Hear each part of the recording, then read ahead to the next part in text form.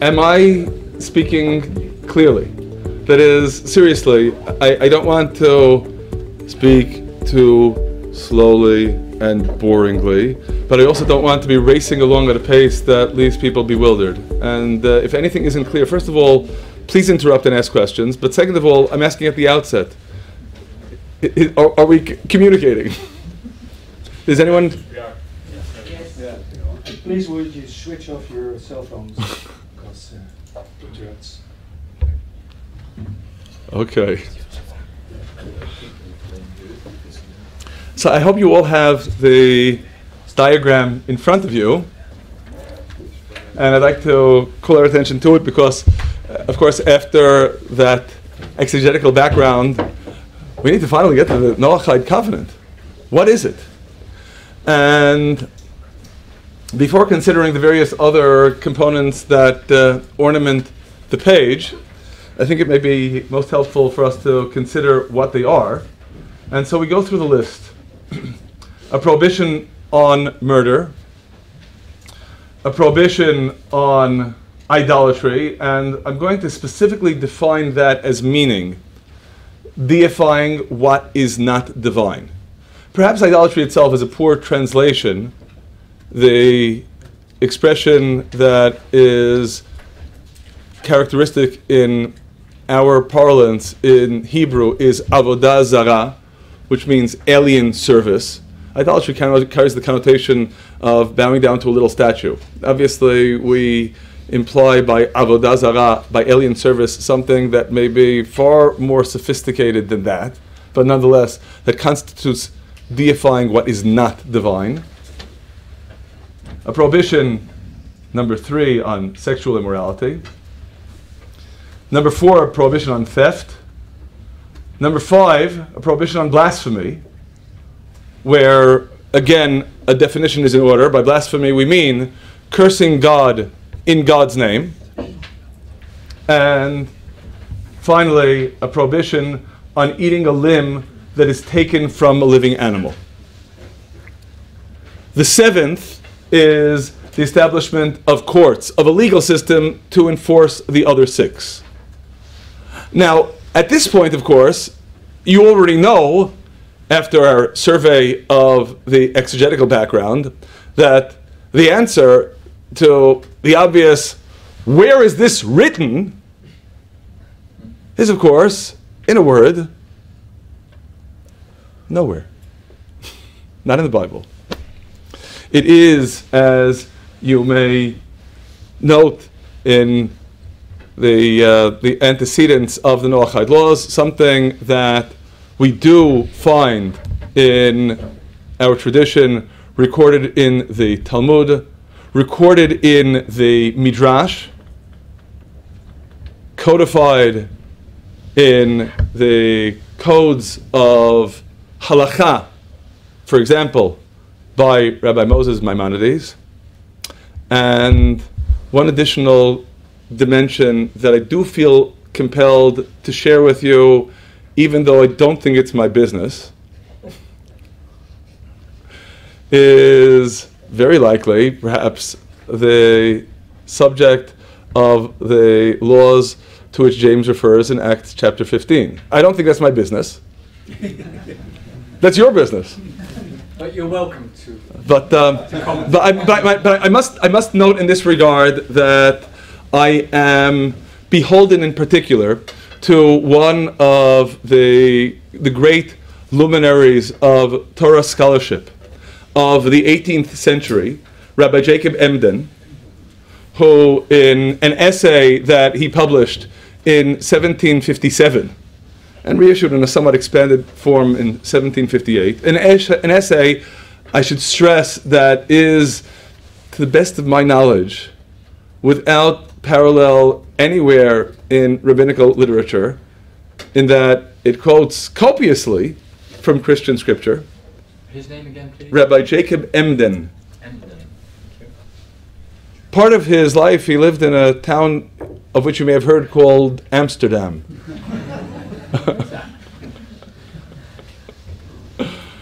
So again, Rabbi Emden, in his analysis proposes that it is indeed to the Noahic covenant that James is referring, that he refers explicitly to selections from this list and implicitly refers to them all as the commandments that are to be imposed upon the Gentile world, because the Jews come into the synagogues every Sabbath and hear the Torah of Moses read, and they are charged with keeping the gamut of the commandments. That bifurcation is something that I'd like to address more in the third part of our afternoon today. But when we consider what the significance of these laws is, in particular after recognizing that they are not explicitly identified in the text, I think there is an underlying structure that I have attempted in my own humble way to color code here. And you may recall in this regard the reference to the cardinal sins that we saw way back at the beginning of our discussion. Murder, idolatry, or again, to employ the general, engaging in alien service, and sexual immorality. Well, of course, one cannot fail to note that all three of them are on this list. In the order that I've presented them, they are 1, 2, and 3, respectively. But besides the realization that they are all on this list, and likewise, as we noted in chapter 6 of Genesis, in verse 11, the crime of theft, which on this list is, of course, number 4, there is, I believe, a more essential pattern that we should note that pertains to the top part of the page here. And that is recognizing that the essential components of life can be summarized in 3 realms: the world inside, the world outside, and the meaning beyond them both. Which I realize is a very oblique way of describing what we could summarize then as self, others, and God. Most specifically, our responsibilities to self, others, and God. And the implications then with respect to the sort of lives that we are enjoined to live in the context of our responsibilities to self, to others, and to God. I feel compelled to explain the next line here in the diagram, which I must admit comes also not from any scriptural source, but in fact is an encapsulation of one of the oldest post-biblical statements in our tradition. Specifically, in the Mishnah, in Ethics of the Fathers. After we read of the progression in the first paragraph, the first Mishnah, that brings us to the men of the Great Assembly, a period that hovers over the end period of the Hebrew Bible, in that in our tradition, the men of the Great Assembly was a body convened by Ezra. We read in the second Mishnah, the second paragraph, of Simon the Just, Shimon HaTzadik, who was from the last remnants of the Great Assembly, who, in our tradition, was the high priest that succeeded either directly or eventually the priesthood of Ezra himself, who tells us in the Mishnah that bears his name that the world stands on 3 things. Those 3 things being the Torah, Avodah, which translates to service, and in context means serving God, and Gemilut Chasadim, that is active loving kindness. I submit that it should be transparent to us all that in identifying these 3 pillars of life, we are in fact identifying the 3 essential components that underlie our responsibilities in life. That is, that serving God pertains to our relationship to God is obviously axiomatic. That engaging in active loving kindness, which is the manner in which we behave toward our fellow human beings, and not only human beings, is of course expressive of our relationship to others. It is perhaps less obvious why I consider Torah to address one's relationship with self, but then when we consider what essentially Torah is teaching, having already noted that the word Torah means teaching, Torah is teaching us how to live. Personally, I like to describe Torah as a user's manual. When you get your car, you get a user's manual to operate your car. Don't you think you should get a user's manual when you get life? So the user's manual to life is the Torah. It is then, in that vein, the guidebook to self-refinement, to self-actualization. And the pillar of Torah then pertains to relationship to self. Now the reason that I think it's important for us to consider, yes, please.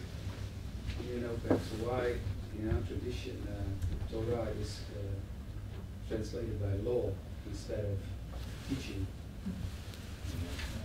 I don't know. I'm guessing it may be simply an artifact of a systemic error that has crept into translations. But if anyone has historical insights onto that subject, I would be fascinated by finding out, because I feel it's frankly so insidious, even if it was completely inadvertent. It has such... I think it's because of the translation in Greek, nomos. Ah, okay. And nomos has, I think, at least 5 ways of explaining Torah. I see. Okay. Well, there we have it. And the Septuagint is Torah translated by nomos always?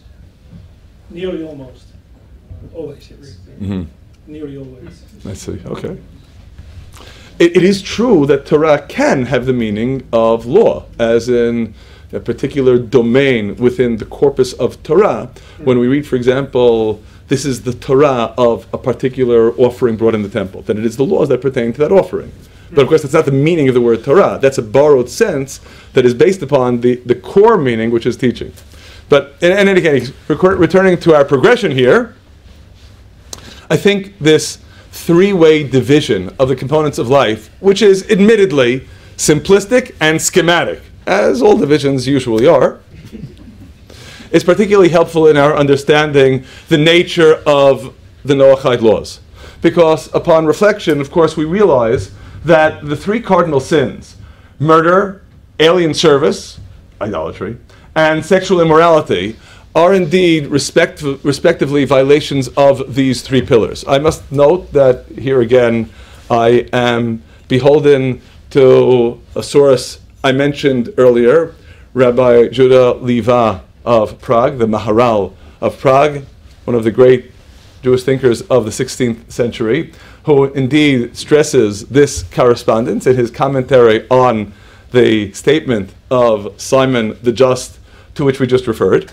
That is, obviously, the realization that if one of the pillars of life is active loving kindness, giving to another, there is no more ruthless negation of that pillar than taking a person's life. That's murder.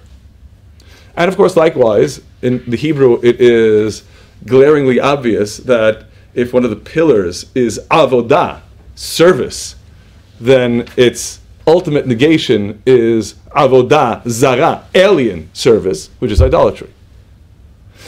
And as for the 3rd pillar, well, at this point, what might otherwise have seemed a somewhat elusive correspondence should be more obvious. And that is, once we recognize that Torah is the pathway of self-refinement, then inevitably its ultimate negation is the ultimate act of self-debasement.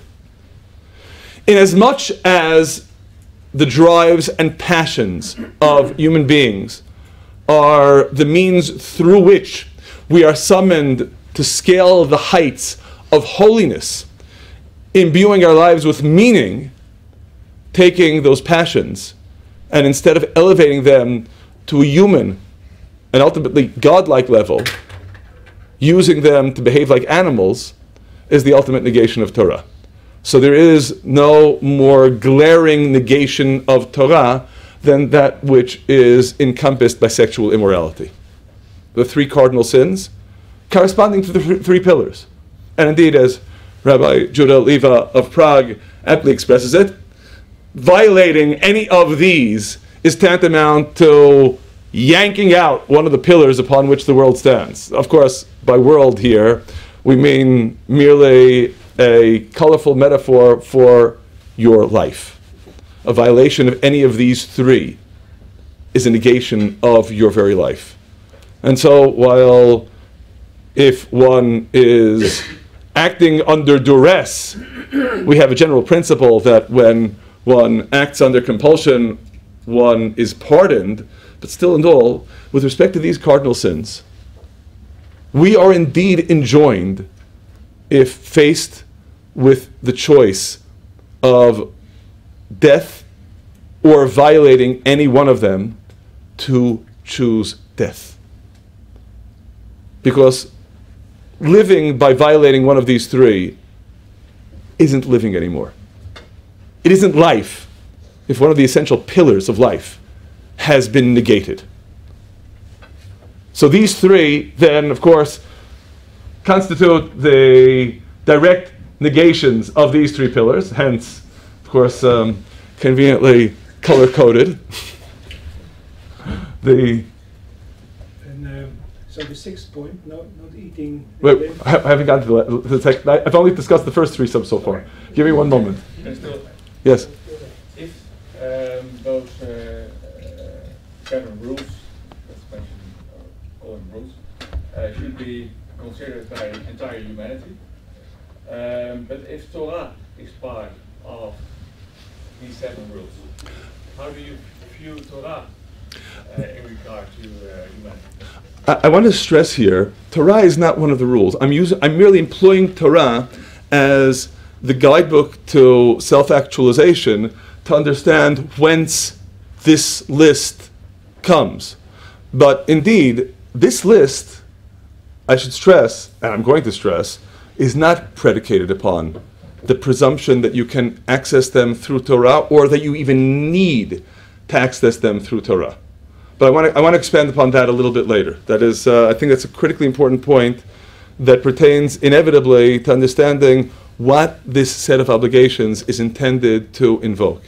But first, just to complete the list, so we see then that the first three, murder, alien service or idolatry, and sexual immorality, are respectively the negations of these pillars of concern with respect to others, with respect to God, and with respect to self. And we consider the second threesome as a more subtle, but nonetheless emphatic negation of these three pillars as well. That is, that theft, like murder, is a negation of one's set of responsibilities with respect to others. What, in the parlance of Simon the Just, is active loving kindness, should of course be clear. And we already noted this point, of course, in considering Genesis chapter 6, verse 11. That is, the generation of the flood was not beset by rampant murder, or they would have self-destructed, but it was beset by theft. By taking instead of giving to another, instead of recognizing one's responsibilities to others, to negate those responsibilities by wanton taking. Likewise, when we consider the more subtle but nonetheless substantive negation of the pillar that pertains to our relationship with God, so in the first threesome, it is, after all, alien service, idolatry. In the second threesome, it is blasphemy. Now, there's something that it's critical for me to stress with respect to both of these. And that is, so, to what extent do the Noahide laws demand of those who affirm them affirmative belief in God. In the interest of full disclosure, I have to admit that there are different views on the subject, but only one to which I personally subscribe. So I'm going to only present it. That is, I do have colleagues who will affirm that there is an implicit belief in God in this system, and I must admit that I see no evidence of that whatsoever. The prohibition on alien service, on idolatry, is again, as stated, a prohibition on deifying what is not divine. There's no affirmative mandate to deify God, to admit God's dominion. Likewise, blasphemy is prohibited because, upon reflection, blasphemy, in a sense, amounts to absurdity. Cursing God in God's name. If one believes in God, one should not be cursing him. If one doesn't, one should not be cursing in his name. So the absurdity of that bankrupting of one's spirituality in blasphemy is likewise a more attenuated, a more subtle expression of a negation of the pillar of service, of our set of responsibilities with respect to that which is beyond our lives. And finally, the prohibition on eating a limb taken from a living animal. Inevitably, we recognize that the two most powerful physical drives. Excuse me, I've just lost you. Could you just repeat summarize what you just said before? Could I repeat what I just said? Of course not. I have no idea, but I'll do my best. That is, in the same vein, that theft is the more subtle, more attenuated negation of the pillar of active loving kindness, of one's responsibilities with respect to the other. So too, the prohibition on blasphemy, on cursing God in God's name, is the more subtle, more attenuated negation of the pillar of service, of one's responsibilities with respect to that which is beyond, the transcendent in life, God. Yes, but then you continue to explain. See, I'm deliberately using the more amorphous, transcendent, that which is beyond, instead of speaking about God per se, because again, I will maintain that the Noahic covenant does not affirmatively require believing in God, but it does require not negating one's attitude with respect to the transcendent. If you will, to take a modern day parallel, those who are familiar with the 12-step program of Alcoholics Anonymous and other programs that in a similar vein are intended to redress social diseases to which people have succumbed. On the one hand, will undoubtedly discern in the 12-step program of Alcoholics Anonymous an appeal to the transcendent, and yet simultaneously an assiduous avoidance of actually using God's name, which personally I think was not only a wise move in appealing to a broader audience, but also a move necessitated by the realization that there are many people who simply don't understand what we mean when we start talking about God. There was a rabbi in Jerusalem around a generation ago who often engaged professed atheists in debate, and when atheists would protest, "I don't believe in God," reportedly his response would be, "Tell me about the God in whom you don't believe. I'm sure I don't believe in him either." The problem is that we live in a society in which words get bandied about in such a manner that we lose sight of what we actually mean by them. So hence, again, while as shorthand I'm speaking of that pillar as pertaining to our responsibilities with respect to God, it doesn't need to actually be quantified per se in terms of God. I hope that's clear. Okay, and finally, the sixth prohibition about not eating a limb taken from a living animal. As we noted, the two overwhelming physical drives that animate human beings, indeed, that animate animals generally, are the drive of self-preservation and the drive of species preservation, which of course are respectively eating and sexuality. To the extent that the drive that pertains to sexuality is less enmeshed in actual survival, the negation of one's relationship with self-growth, self-refinement in sexual immorality is the more severe, the more destructive. That is in the list of the cardinal sins. That is part of our first threesome.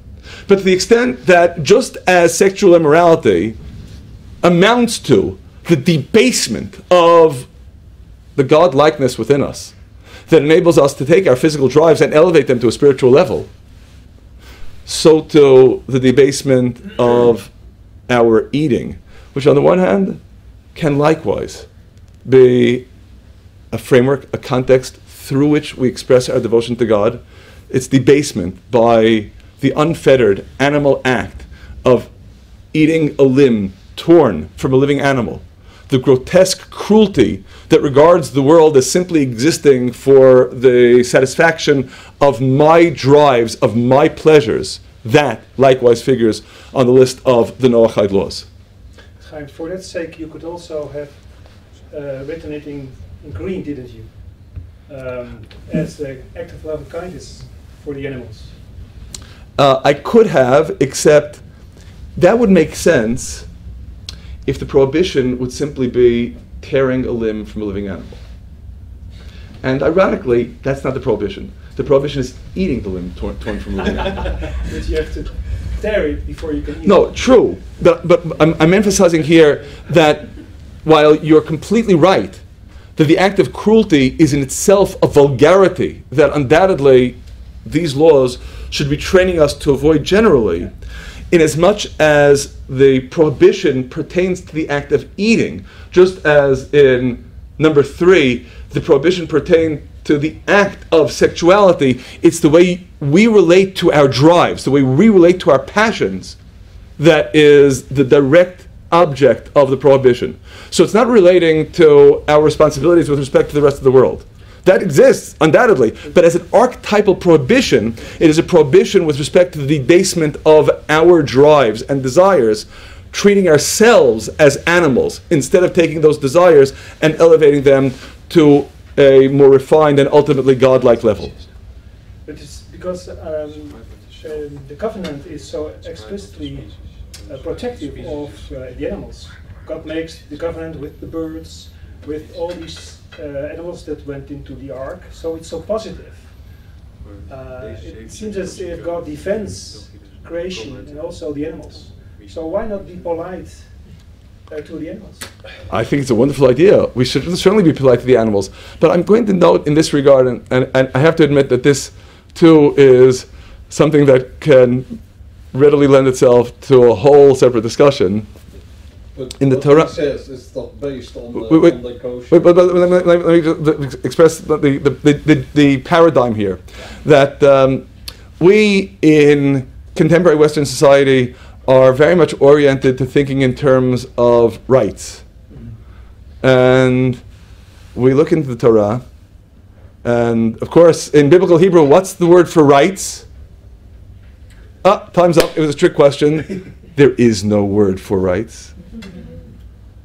And the Torah is all about responsibilities, not rights.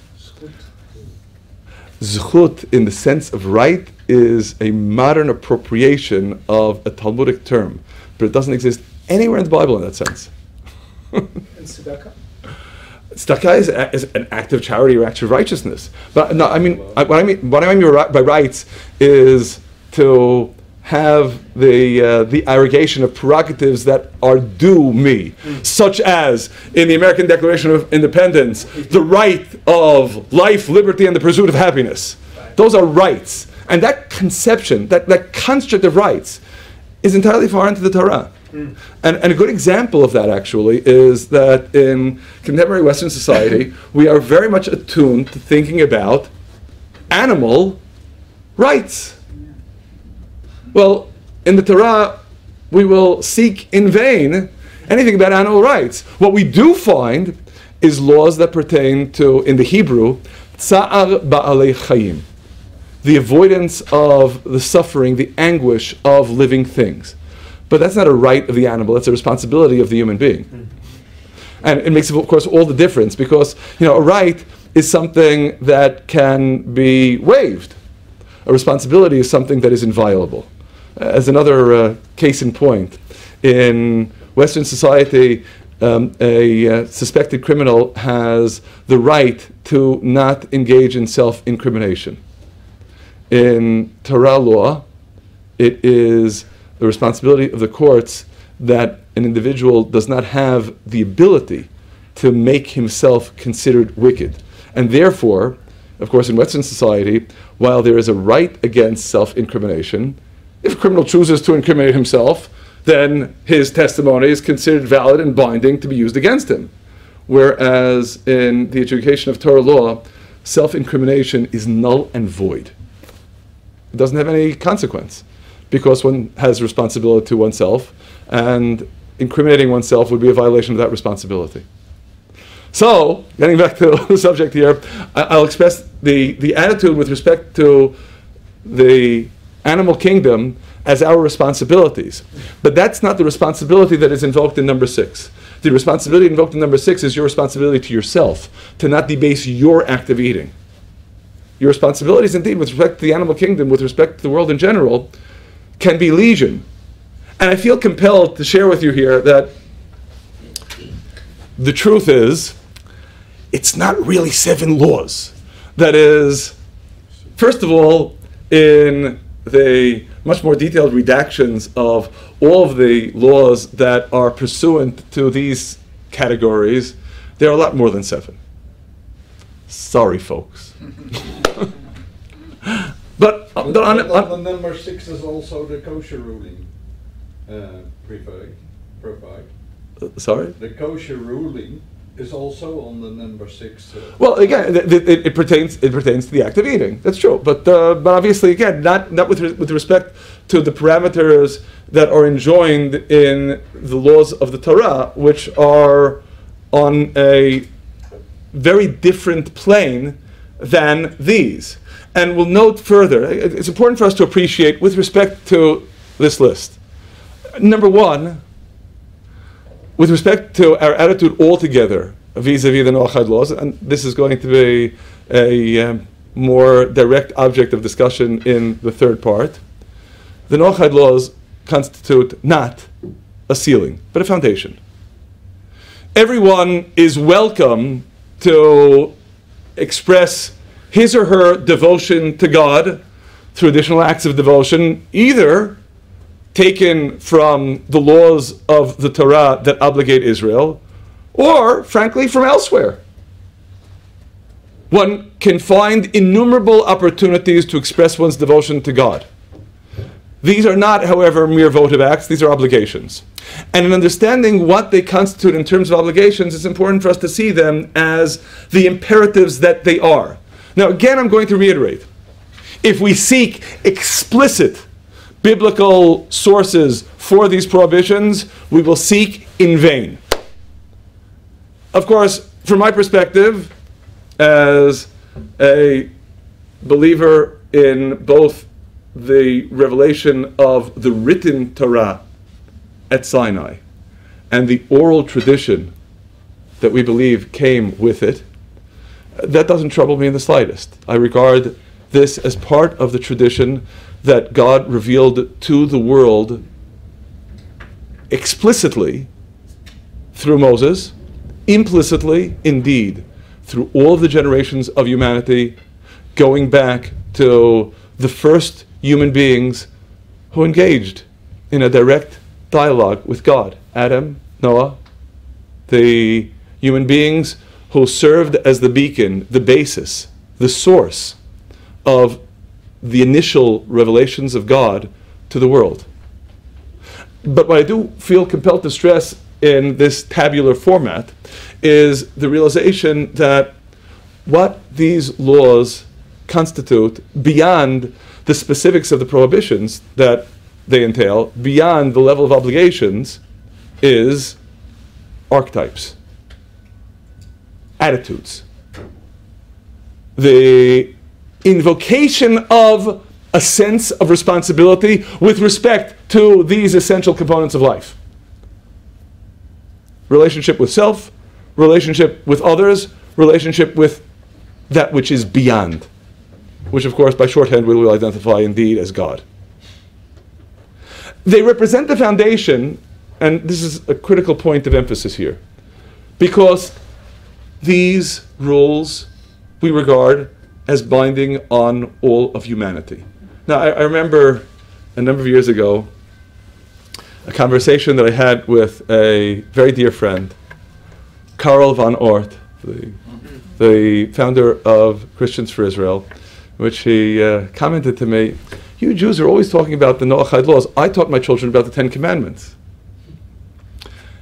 To which I responded, "It's wonderful that you taught your children about the 10 Commandments because you believe in the God of Abraham, Isaac, and Jacob. You believe in all the words of the Torah. You believe in the story of the Exodus. When you read, 'I am God your Lord who brought you forth from the land of Egypt, from the house of bondage,' you believe with every fiber of your being that those are the words of God. That's wonderful. But the Noahic laws aren't only for people like you.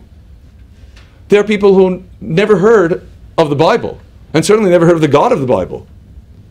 And this again brings me back to my emphasis that the prohibition on idolatry, on alien service, and on blasphemy has nothing to do with affirmatively embracing belief in God. All these laws presume is a baseline cognizance that life is essentially meaningful. And I submit in this vein that this provides us not merely with an insight into the Noahide covenant, it also provides us with a crucial insight into what altogether is the essential difference between theism and atheism. Now, of course, the common way of characterizing the difference is, do you believe in God or not? Well, I'd like to propose a definition of the difference between theism and atheism that doesn't use God's name at all.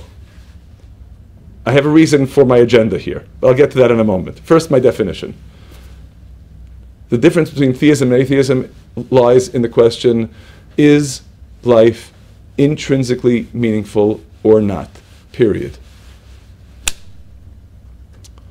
Of course, in that pithy phrase, perhaps the most important word to underline is intrinsic. I am fully cognizant that there are many atheists who dedicate their lives to many noble and altruistic goals. But to the extent that one posits that one's existence is a chance, haphazard event, guided by no purposeful hand, necessarily, life remains intrinsically meaningless. Any meaning is extrinsic. It comes from outside. It does not inhere within life. For the theist, for one who believes that there is an intelligent creator who put us in this world, whether we know what the purpose was or not, that act of creation is the source of intrinsic meaning. Of course, as you could well imagine, and I kind of intimated this already, the reason for my alternative definition here is because the moment we start talking about God, we are liable to lose much of our audience. Because they don't know what we're talking about, and the truth is that all too often, even when believers talk about God, they don't know what they're talking about. But everyone knows what meaning means on some plane. And I want to stress that just as when we cast the definition in terms of belief in God versus non-belief in God, there is no proof that could possibly be summoned to demonstratively establish that God does or does not exist. When we cast the definition in terms of meaning, there is also no proof that could possibly be summoned to demonstratively establish whether life is or is not intrinsically meaningful. I do believe, and I have yet to be challenged on this score, that people do have a sense that their lives are meaningful. Obviously, the confirmed die-hard atheist would posit that that is a reflection of an illusion. Okay, fine. Everyone is free to choose. Do you believe that that sense of meaning that you feel underlies your life is there because of illusion or because it reflects an underlying reality that you were created by God? Is there a proof here? Not that I can see. But again, returning to the Noahic laws. So you talk about atheism and they disappear on you. But but to the extent that... Can I ask you a question? Sure. But your definition of intrinsic meaning is coming from an external source. Indeed. It is, in the sense that if... So, no, what I understand you mean is my appeal to intrinsic meaning is to God. ultimately, yeah. Not just ultimately, definitely. That is precisely the source of meaning. To the extent that as long as life remains a closed, this worldly box, if I do not have any absolute source to which to appeal, I have not defended meaning. What makes my reference to God essentially distinct here is, again, whether one chooses to believe in God or not remains one's own prerogative. But when I talk about God, I'm talking about an absolute. No one can, in his right mind, claim that that absolute meaning is to be found anywhere within the paltry parameters of this world. The only way that we can seek absolute meaning is by appealing to the beyond. But I think that maybe, I'm not an atheist, but I think if I was, I would say that you are arguing within a theist box. That by all of your statements, I'm not being sensible to say that. I'm saying, yes, I am. I don't accept that I have to have your external reference to say my life is meaningful. I actually don't accept that premise is what I'm saying to you. And therefore, your premise is a theist premise. That's nothing to do with whether my life is meaningful. It's got to do with your starting point of your argument. And although you're saying I don't have to believe in God, you are saying, but ultimately there has to be a something to be logical. And I'm going, no, there doesn't. Well, I want to stress that I didn't say anything about logic here. And I don't think the criticism should come from the direction of that what I'm saying doesn't make sense. I think the criticism, and I freely plead guilty to this criticism, is that my argument is entirely self-referential. Indeed it is. My argument that there exists a source of absolute meaning is self-referential because it's predicated upon believing that there exists a source of absolute meaning. I don't believe that an atheist can invoke any reference to absolute meaning at all within the paltry bounds of this world simply because they don't exist. To say that because all that exists is this world, therefore that constitutes absolute meaning, I think is an even more glaring invocation of a self-referential set of semantics. In other words, it's saying, well, this is what I have, this becomes absolute. What's absolute here? As an atheist, yes, I would agree with you, we're both being self-referential. I agree with you, yes, okay, but I don't agree with you on, I think your argument makes absolute sense in this room, but I think someone who didn't share the references you were working with, it doesn't make sense. And that's okay. And I think we should say that. But I'm not convinced in, hey, I believe in God. See, I think what you're expressing in your formulation is what I'm expressing in completely admitting that there are no proofs that can possibly be summoned with respect to establishing one position versus the other. And indeed, to that extent, the realization that there is a self-referential aspect in both positions is undeniable. What I would, however, nonetheless challenge is the employment of the term absolute in a closed system that pertains exclusively to this world. But all of this is fine until this becomes an ethic for my life. So all of the philosophy is fine until this becomes that which I have to adhere to upon the basis of your self-referential understanding of this. Okay, yeah, okay. This is where I then begin to go, okay, no, I'm not happy. You're actually dehumanizing me by saying my view is not existing by your own theistic. So I don't buy this because I don't buy your fundamental self. That's what I want. I'm just being playful. That's an interesting employment of the word playful, but let me explain what I mean by this. Okay. That is, carry on. I'm happy to. I'll back off. no, that's quite all right. It could be that there may be semantic divergences simply because I don't speak Scottish. I think but it might be English language we're struggling with. Okay, but maybe we'll still return to these points. That's fine. Please carry on. Yes. I like your model of three components of life, but as any model, it has its limitations. Any schematic view of anything is limited. Yeah, and now I was wondering, and maybe has to do with the discussion just now, if you trespass the second and the fifth law, and well, these components are intertwined. There are a lot of relations between Of course, them, as Henk already pointed out, undeniably. because otherwise, if you trespass the second and the fifth one, it doesn't have any relation, any effect in the other two components. Well, again, what I would still state is that, indeed, this is a schematization, and as any schematization, it has its limitations. But I think there is merit in establishing this three-way division of what the essential components of life are, and recognizing that among these laws there is a primary address with respect to one of these pillars as opposed to the other two, and that there is indeed this division of first threesome and second threesome. That's all I'm attempting to establish here. Now, what I do want to stress as considering further the implications of this division, I think this will again pertain to the questions that you've raised, is one of the most essential questions that we necessarily confront in grappling with any system that evaluates the question of morality. Namely, is morality something that is autonomous or heteronymous?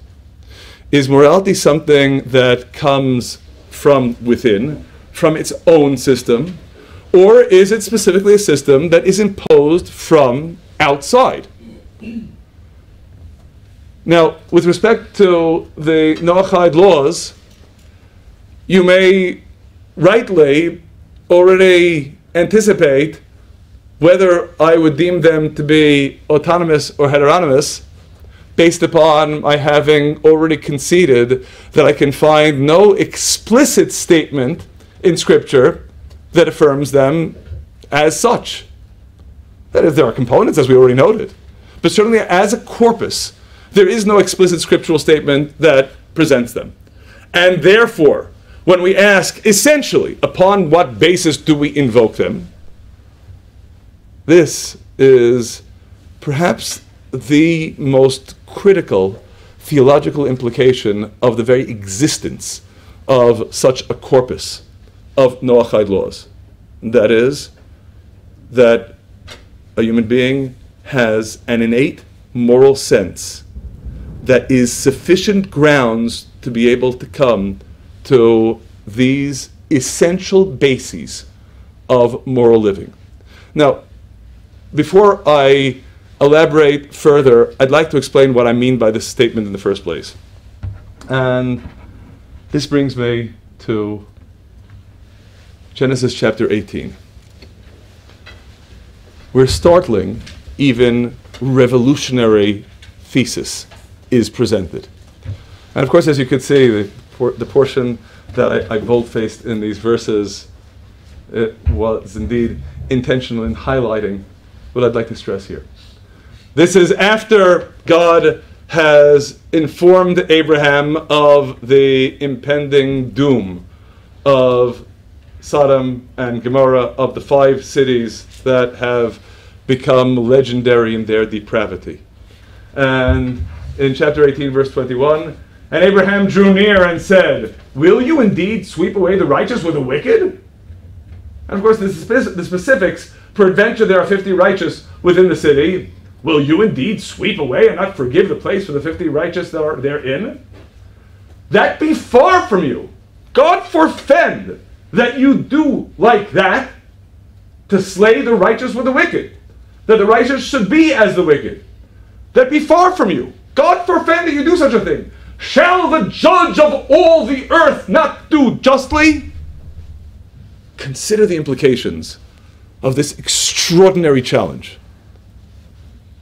I think there is a tendency among believers, and perhaps even more so among the derogators of the Bible and of belief in God, to think that we establish a facile equation between what God does and how good is defined.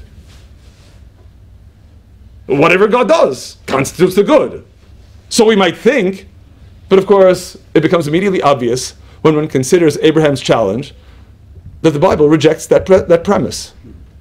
Because if indeed that premise were valid, then Abraham could not possibly object to God doing something as being unjust. What do you mean, shall the judge of all the earth not do justly? If God does it, it's justice. If that were indeed the case, then Abraham couldn't have said this, but he does say it. In other words, Abraham is tacitly coming to God and saying, excuse me, I know what justice means, and I don't need to learn it from you. And I refuse to acquiesce in your acting in a way that I consider to be unjust. Now, of course, I am perhaps to a degree over-dramatizing this. Only to a degree. In that, of course, you would be right to say, well, where does Abraham learn what justice is altogether? How does he have that innate sense? And of course, my response to that will inevitably bring us back to, remember this? The way God created man. That is, of course, our response as to the origin of that innate sense of morality, that innate sense of justice that animates Abraham is, that's the way God created Abraham. That's the way God created all of humanity. That we are dowered with that divine essence within us, that divine likeness within us, that not only allows us, but impels us to challenge acts of injustice. So of course it comes from God, but it doesn't come from God because of any facile emulation, any mere obedience to that which God says. This is precisely the autonomous morality that results, from our perspective, from being created with an innate moral sense that enables us to access morality autonomously. Yes? I might be wrong, but sometimes I get the expression that in, for example, Talmud, the Amalekites are like imminently murderous, and the Canaanites are imminently sexual immoral. No, I have to reject that thesis. Yeah? That is, I reject it because, first of all, while I agree with you, scripturally, we find that the Canaanites and the Egyptians are described as having acted in a manner of depravity. It's never, don't be as them. Rather, what we read in Leviticus chapter 18 is as the actions of, as the deeds of, Kema'aseh Eretz Mitzrayim. As the actions, the deeds of the land of Egypt, and the deeds, actions of the land of Canaan, you shall not do. In other words, it's not a characterization of what they are, it is rather a realization of what they're doing. And indeed, in this regard, it is the conclusion in our tradition that the mitzvah, the commandment of extirpation that pertains to the Canaanite nations and to Amalek applies only so long as they have not embraced, guess which set of laws? The Noahide laws. That by virtue of embracing the Noahide laws, the consequence is they are no longer considered to be part of a depraved system. Rather, they are part of the nations of the world, the generic system that is upholding the Noahic covenant, and the laws of extirpation no longer apply. But there's a little story about that God offered Torah to the people, to the Goyim, and he went to the. I'm not sure if it were Amalekites, but they rejected this because they couldn't, murder anymore.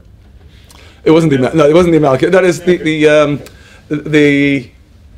the statement. It is indeed a midrashic statement that pertains to God, respectively, offering the Torah to the sons of Ishmael, who say, well, it says in the Torah that that his hand is in everything. That is, that theft is part of our legacy. So we can't accept the Torah that tells you not to steal.